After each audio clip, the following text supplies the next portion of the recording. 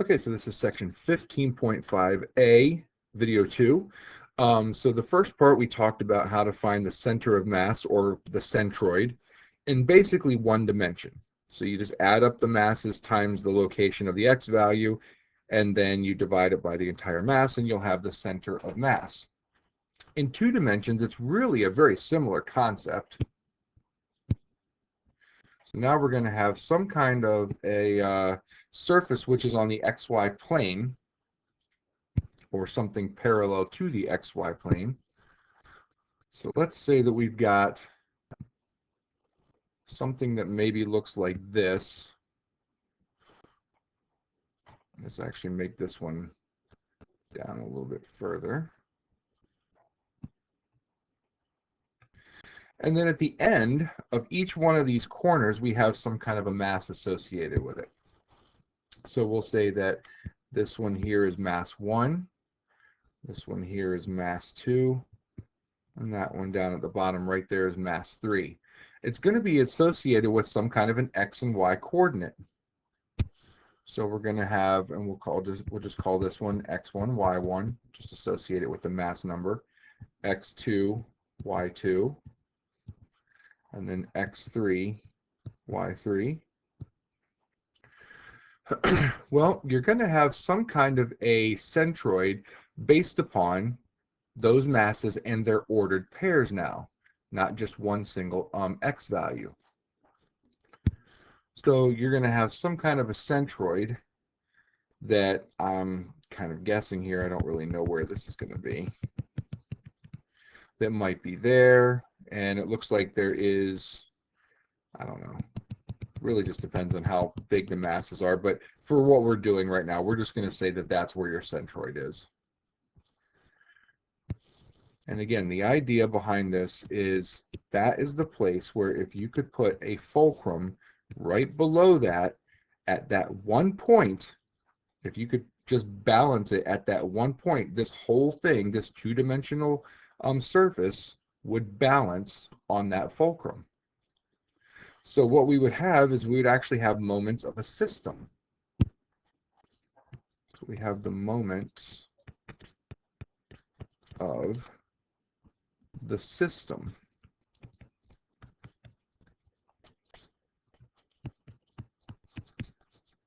And we'll start off with saying about the y-axis. So, because you're going to have 2 different kinds. You're going to have the moment of a system about the y-axis, which means what would I have to do to balance this thing basically from rocking left and right? Well, that would be determined, believe it or not, by the x value. So that's really what we've been doing. To keep it from rocking left and right, and this, I know it's kind of hard to picture, but you're basically just going to take the sum, as I goes from 1 to n, of m sub I, x sub I. It's what we were doing before. We were adding up all the masses left to right times their x values, because we don't want this thing to tilt left and right. Or in other words, if the centroid happened to have been lying on the y-axis, it would be how would it work so that it doesn't start to revolve itself around the y-axis? So this thing, we don't want it to revolve left to right, or to tilt left to right. And then you're also, and we're going to call, I'm sorry, this is called the moment about the y-axis. So this is where it gets a little confusing, because it is m sub y. And it's got x's in it in the equation. I know it seems a little bit backwards, but again, we don't want it to go left to right, which is around the y-axis, or around a vertical axis might be a better way to say it. So you're going to add up all the moments in the x direction. And then you're also going to have the moment of the system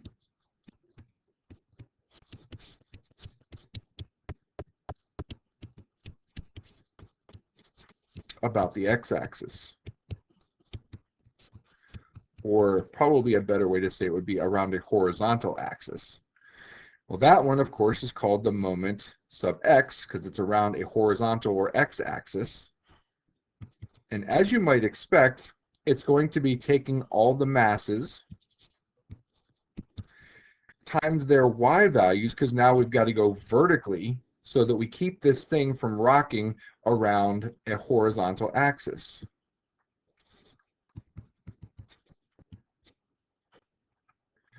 So the way you're actually going to find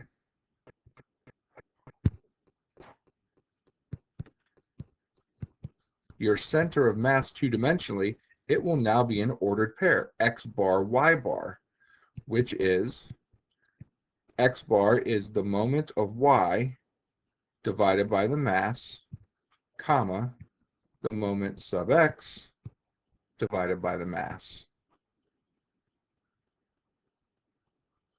So it really does make sense when you put it in terms of x bar, y bar, because x bar is going to be taking all the x's times their masses, adding them up, and then dividing by the mass. Y bar is going to be taking all the y's and adding them up, and then dividing by the mass. It's just the notation of the my and mx that tend to throw people off a little bit.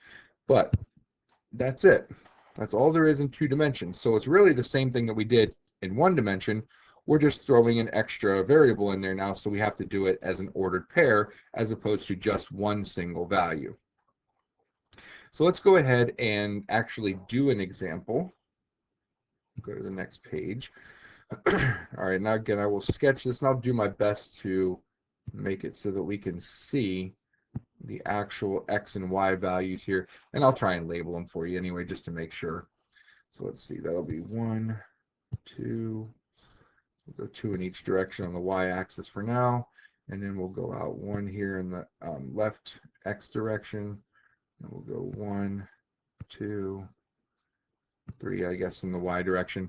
Yeah, I'm not trying to make this terribly difficult, but I am trying to match what I actually already had in my paper. So that point right there will be a corner, and that'll be the point 3, 2, and we'll say that the mass there is 8.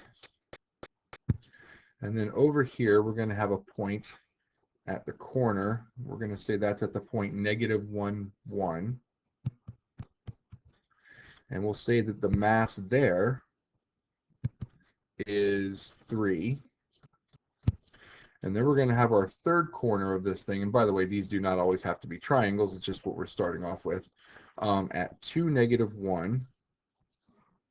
So we'll say that's 2, -1. And we'll say that the mass there is 4.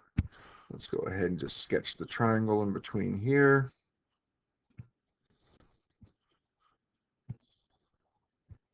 Close enough. All right, so once again, you could guess where you think this would be. So if you look at it left to right, there's definitely much more mass to the right of the bottom corner, because it looks like you've got a much bigger mass to the right-hand side. So you'd want that closer to the fulcrum. So I don't think our fulcrum in left to right would be very far away.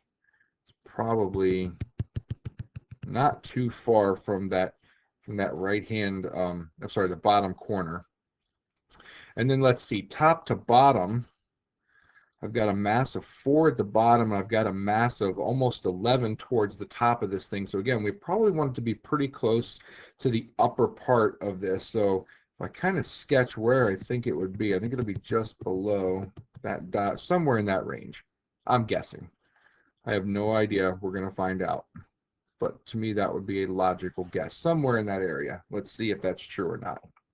So let's find x bar. Let's go with orange. X bar is going to be the sum of all of the x values times their masses. So let's see, we're going to get -1 times 3 plus 2 times 4 plus 3 times 8. And we're going to divide that by the total mass, which is, what is our total mass? 3, 8 is 11, and 4 is 15. So let's see, we're going to get -3 plus 8 is 5, plus 24 is 29, so we're going to get 29/15. And then our y bar is going to be the sum of all the masses times the y values. So we're going to get 1 times 3 plus -1 times 4 plus 2 times 8, once again divided by the total mass, which is 15, is going to give us, let's see, what is that? 3 minus 4 is -1, plus 16 is 15. So 15 over 15 is 1. All right, so let's see how good we did.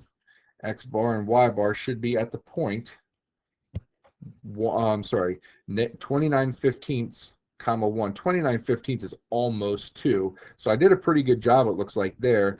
And then 1, I was a little low. So it looks like the actual center of mass should be probably right about there, as opposed to where I thought it was. I was close. Wasn't too far away. So our X bar, Y bar is going to be 29 fifteenths, comma 1. That's your center of mass. Okay, do I need to have a visual for all of this? Well, not necessarily. Not if you're just given all the information, which I could definitely do. Let's say we've got mass 1 equals 6, and that one occurs at 0.1. That's supposed to be a P. 0.1, which is 1, 5. We've got mass 2, which is 5. We'll say that that's, oops, not 0.3, 0.2, which is 3, -2. And then we've got mass 3, which is 10, so a bigger mass, at 0.3, which is -2, -1. So then we could very easily figure these things out. So let's see. X bar is going to be 6 times 1, which is 6, plus 5 times 3, which is 15, plus 10 times -2, so minus 20, over the sum of the masses, which is 21. So that's going to be 21 minus 20 is 1, so 1 over 21. And then Y bar is going to be, let's see, mass times the Y point is going to be 6 times 5, which is 30, plus 5 times -2, which is -10. And then 10 times -1 is also -10. Again, the mass is still 21. So we're going to get 30 minus 10, which is 10 over 21. So our center of mass here is 1 over 21, 10 over 21. Okay, again, not extremely difficult to do. All right, so I was debating here whether I'm going to start. I think I'm going to go ahead and start the next part here because we're only at about 13 minutes. So now we're going to actually start talking about how the calculus part of this kicks in. So let's use some calculus concepts here. Okay, so we're going to call this thing, whatever that is, that's going to be our curve. We're going to call this A. Extend that out a little bit. We'll call this B. And if that curve was kind of like part of the surface of a two-dimensional surface here, where the space comes down this way, then we would have some kind of a center of mass. Use blue. Wherever that center of mass is. Again, I haven't put any values on here, so we don't really know this yet. You're going to have some kind of a center of mass right there. All right, before we go any further, because this is going to be the important part of this, we're going to add this concept of density. Okay, we're going to say that this, which kind of looks like a P, although you notice there's no like upper left-hand piece to this, this is the Greek letter rho. It actually represents what's called density. And in our case, we're going to start off with a constant density. And just so that we can define it, density is mass divided by volume. Now, given the fact that we're doing this in 2 dimensions, your volume is going to actually end up being the same as the surface area, because you're not going to have, well, that's not true. You're going to have a volume, but it's going to be where your area is basically, it's the surface area. So it's kind of harder to explain this way. Just take my word for it. that this actually does work, and hopefully I'll get to explain it as we go through it. But density is mass divided by volume, or basically how much mass is there over the given amount of space. Well, considering we're going to be doing this two-dimensionally, the volume is basic. If you think of volume as length times width times height, for lack of a better term of it, we're going to have a length times a width where the height is basically just a 1 unit kind of a thing. So not the best explanation I've ever given, that's for sure, but hopefully that has some kind of meaning. So again, I'm going to kind of put that same general curve right here. This will still be A. This will still be B.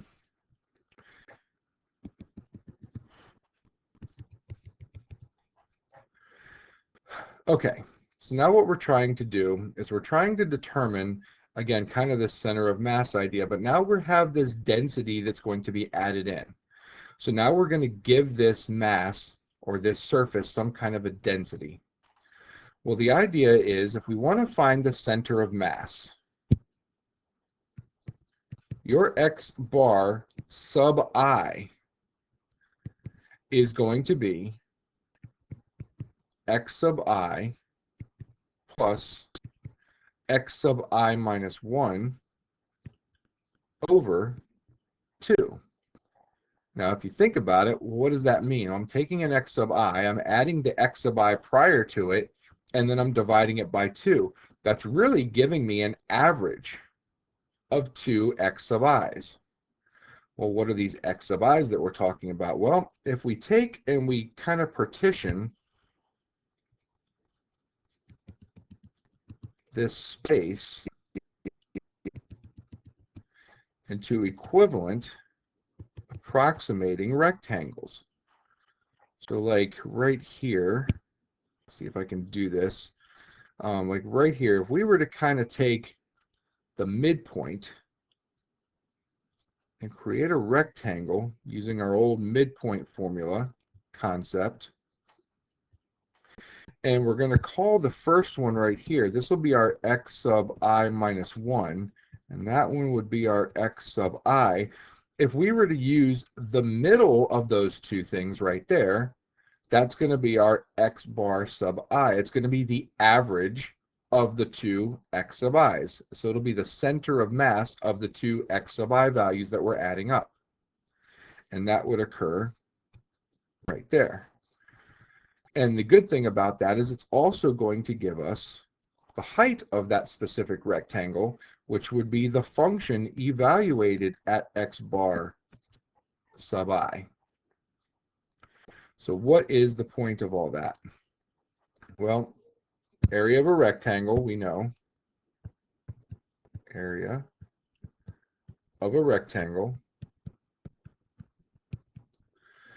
Of course, it's base times height, length times width, however you want to say it. Well, in this case, it's going to be the height, f of x sub I,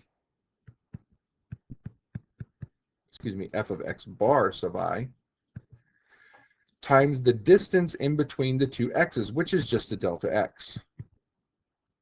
You could certainly do x sub I minus x sub I minus 1. It's the same thing, it's just a delta x.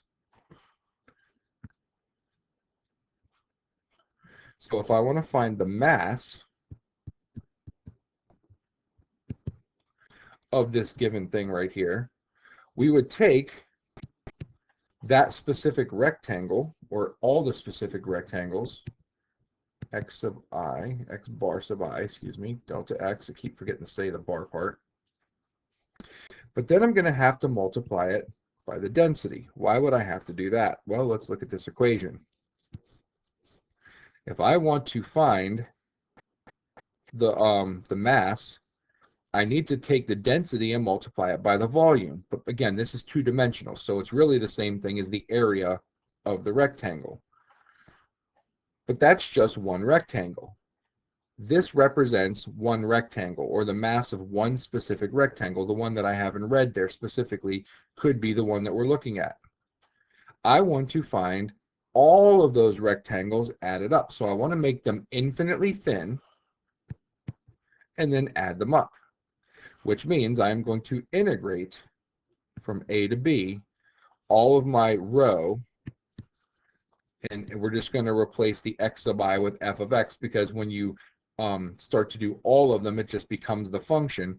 And as we start making these rectangles infinitely thin, the change of x becomes dx, or the differential of x. So that's how you're actually going to find the mass. It's going to be rho, or your density, times the function f of x dx. And we'll add all of those up from A to B.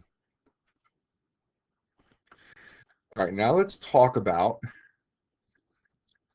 how we would do this in the I direction. Now let's just finish off let's do the moment with respect to x, then we'll come back to I changed my mind. So let's just do the moment of y, which, remember, the moment of y is what we have to add up with all the x values to get it from rocking left and right. So if I do this, let me go ahead and box this in, by the way, because this is a very, very important equation. So if we want to find the moment of y, it's going to be the sum, as I goes from 1 to n. Don't forget your rho, because you do need that now that we've got this, this density involved, of all of your f of x bar sub I delta x, that's the mass, times the distance, which is x bar sub I, because that's how far out this thing is. Right, this one right here would be x bar sub I. You're going to take that for every single one of those rectangles. Each rectangle has an x bar sub whatever the I value would happen to be.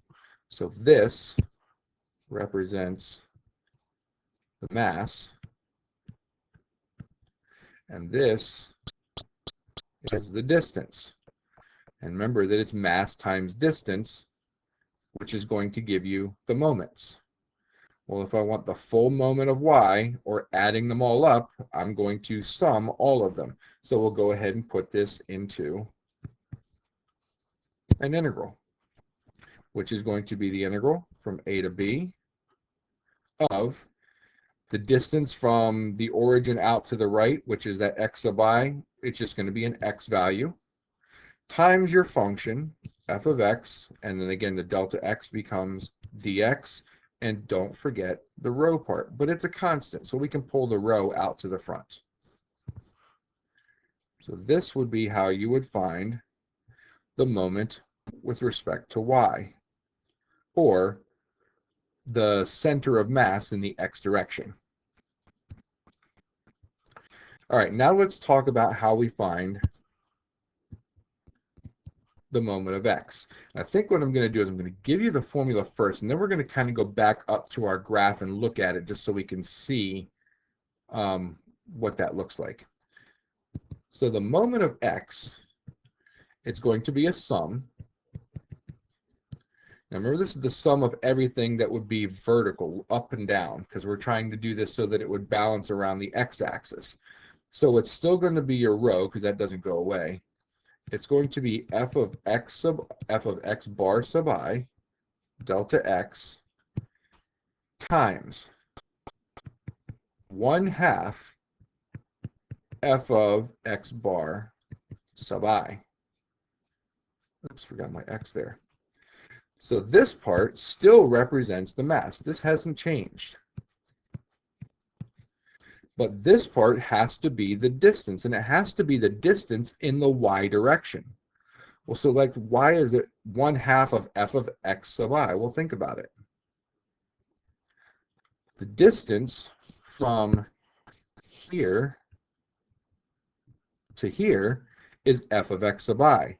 But we're looking to balance this thing. So the balancing of this thing is going to be halfway in between. So there it would be there. Looks like it's coming down on the next one because it looks like it's going to be a shorter rectangle. Then it's starting to head back up. Then it might be up here. So what you can hopefully see is that those center of masses are going to be at 1/2 that distance is 1/2 f of x bar sub I. So that's the y distances that we are looking for. So let's go ahead and simplify that formula, again, to an integral. So it's just going to be rho on the outside, integral from a to b of 1/2. I guess technically we could pull that 1/2 out to the front as well, of f of x. Notice I've got two f of x's in this equation, squared dx. And that's going to be our useful equation there. All right, this video is definitely starting to run long, so we'll wrap this one up here real quick, and then we'll get to examples on how to use this for our final video. So ultimately, those are the moments. Now, how do I actually get x bar and y bar out of all this? Let's go ahead and write that up. So we're going to get x bar, which is going to be the moment divided by the mass. It's the moment of y divided by the mass. Well, the moment of y was rho integral a to b x f of x dx divided by the mass, which is rho integral a to b f of x dx. It'd be really nice if we could cancel out those integrals, but because of the x in the top one, it can't. But the rho's, however, do cancel out, and what you get is the integral from a to b of x f of x dx divided by the integral from a to b of f of x dx. And that's how you'll find x bar. Y bar, very similar. That is the moment of x divided by the mass.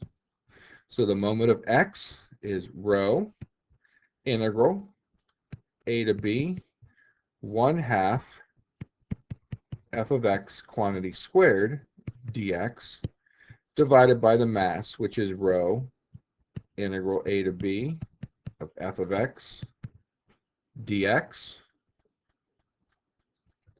So ultimately, and I'll pull the 1/2 out this time, we get 1/2, because the rows cancel out, integral from a to b of f of x squared dx divided by integral from a to b of f of x dx. And that's how you'll find your x bar and y bar. Okay, this video was quite long, so we will come back with one more video, and we should be able to finish up the last few examples in that video.